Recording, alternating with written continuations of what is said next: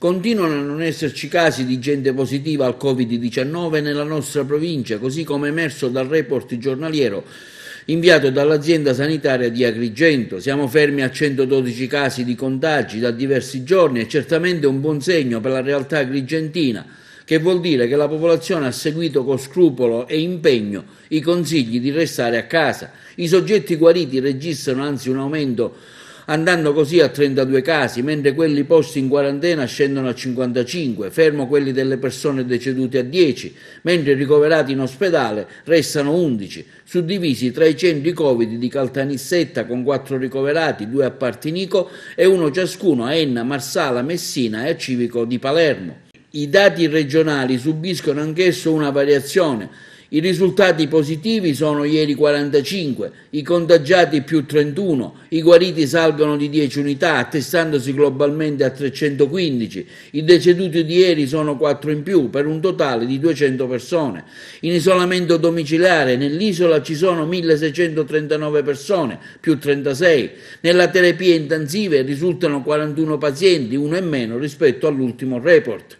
Mentre i dati provinciali registrati dall'assessorato alla salute risultano così suddivisi: Agrigento stabile con 129 casi, in aumento le province di Catania che va a 633, quella di Messina 396, Palermo con 346, Enna 318, in diminuzione invece le province di Trapani 112, Caltanissetta 113, Ragusa 58, Siracusa 97 e in materia di Covid-19 con un nuovo volo cargo proveniente dalla Cina è atterrato presso l'aeroporto Punta Raisi di Palermo con a bordo 56 tonnellate di materiale sanitario acquistate dalla regione siciliana grazie alla collaborazione dell'UPMC di Pittsburgh, insieme a cui gestisce l'Ismet nel capoluogo.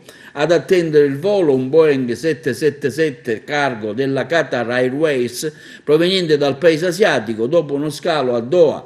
L'assessore regionale alla salute Ruggero Razza, che ha assistito anche al carico e scarico di tutta la merce su 4 tir diretti al magazzino della protezione civile regionale, dove già da oggi i dispositivi verranno smistati nelle 9 province dell'isola. Su disposizione infatti del presidente della regione Nello Musumeci, il materiale verrà distribuito principalmente nelle strutture ospedaliere, ma anche tra i medici di base, i pediatri, le case di riposo, le residenze per anziani. È la seconda degli arrivi che sono stati previsti con una commessa importante che la Regione ha fatto insieme a UPMC, potendosi avvalere di una rete di collaborazione internazionale. Anche gli aerei che hanno effettuato il trasporto sono stati direttamente sostenuti dalla Regione. È una fornitura importante di cui questa è soltanto la seconda consegna, che vale qualcosa più di 10 milioni di euro.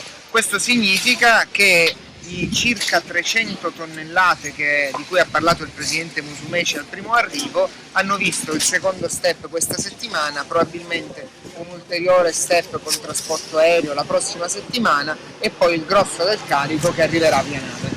Dovremo abituarci probabilmente per ancora molto tempo ad utilizzare degli elementi di protezione. La fornitura, questa in modo particolare, è diretta essenzialmente alle strutture ospedaliere, ma il Presidente ha voluto che si estendesse la fornitura ai medici di famiglia, ai pediatri di libera scelta, alle guardie mediche e soprattutto anche a quelle aree di fragilità, penso alle case di riposo per anziani, alle residenze sanitarie assistite. La nostra fase 2, che è economica ma che è anche una fase 2 sanitaria, dovrà vederci abituati il più possibile a momenti di distanziamento e di protezione individuale.